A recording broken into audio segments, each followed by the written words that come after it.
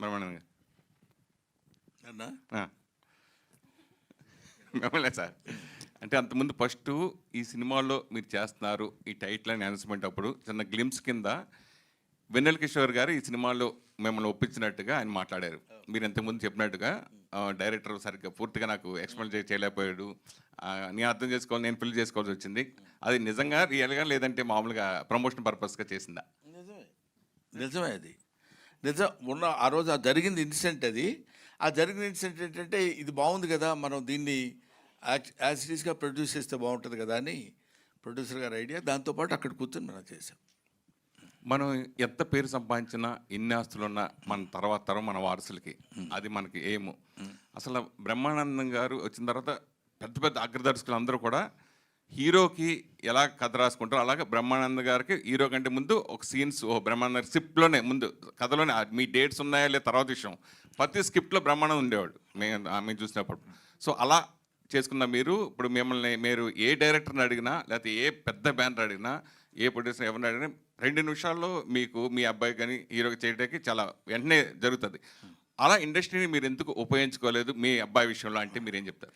ఇది అంటే నువ్వు అడిగిన ప్రశ్న ఏంటంటే అసలు ఆ పాయింట్కి వస్తే నన్ను నేనే ఉపయోగించుకోలేదు తెలుసా నీకు. I never in my 40 years history నేను ఇంతవరకు ఏ డైరెక్టర్ దగ్గరికి కానీ ఏ ప్రొడ్యూసర్ దగ్గరికి కానీ ఏ ఆర్టిస్ట్ దగ్గరికి కానీ లేకపోతే ఏ ఆఫీస్కైనా వెళ్ళి నాకు ఈ క్యారెక్టర్ ఏదైనా ఉంటే చూడండి సార్ అని నేను అడగలేదని చెప్తే అది నా అహంకారం అవుద్ది. అడిగేటువంటి అవకాశం భగవంతుడు నాకు కల్పించలేదు. నేను ఐ బిలీవ్ ఇన్ దట్. కాబట్టి ఒకటి. రెండోది, ఇప్పుడు మీరు అడిగింది ఏంటంటే మీ అబ్బాయి ఉన్నాడు కదా, అదేగా మీరు అడిగేది, మీరు ఎందుకు ఉపయోగించుకోలేదని. దిస్ ఈజ్ మీరు నమ్మినా నమ్మకపోయినా, మీరు యాక్సెప్ట్ చేసినా చేయకపోయినా, మీరే కాదు ఎవరైనా, డెస్టినీ. ఇక్కడ డెస్టినీ టేక్స్ ప్లేస్. దానికి మించింది ఏదీ లేదు. అది జరగాలనుకుంటే అలా జరుగుతుంది, అది జరగకూడదు అనుకుంటే ఏం చేసినా మానదు. కాబట్టి you keep on doing your job. మనం ఇది ప్రయత్నం చేద్దాం, అది ప్రయత్నం చేస్తే అయ్యేవాడు అయితే నువ్వు ఎంత బిగ్గెస్ట్ ప్రొడ్యూసర్ అయి ఉండేవాడు సురేష్ చెప్పు. నువ్వు ఒక పత్రికాధినేత అయి ఉండేవాడివి, అవునా?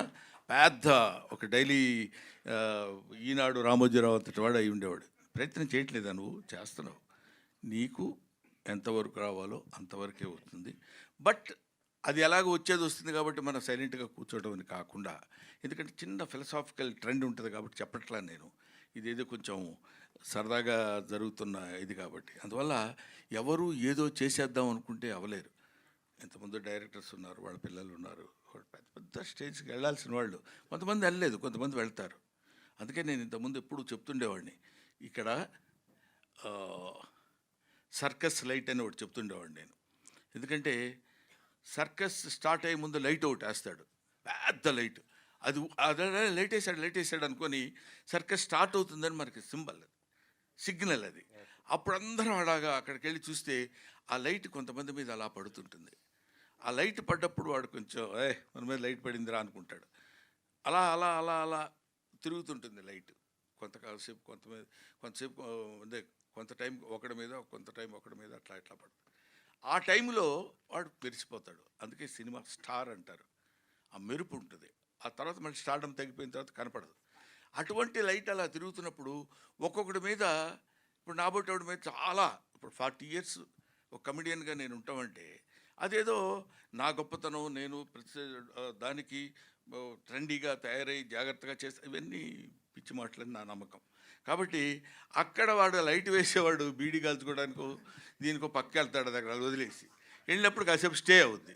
స్టే అవగానే నా అంతటోళ్ళు లేడనుకొని తెగకూడదు. అది ముందు మనల్ని గురించి మనం తెలుసుకోగలిగితే అది దట్స్ ఆల్ డిపెండ్స్ అపాన్. అందుకని కొంచెం ఫిలసాఫికల్ టచ్ ఉంటుంది కాబట్టి కొంతమంది కుర్రాళ్ళకి ఇది నచ్చదేమో అని నేను చెప్పను. బట్ నువ్వు అడిగావు కాబట్టి అది చెప్తున్నాను. మనం ఏమీ ఎవరు చేయాలనుకుంటే అవలేము, మనం చేయకూడదు అనుకుంటే ఆగదు.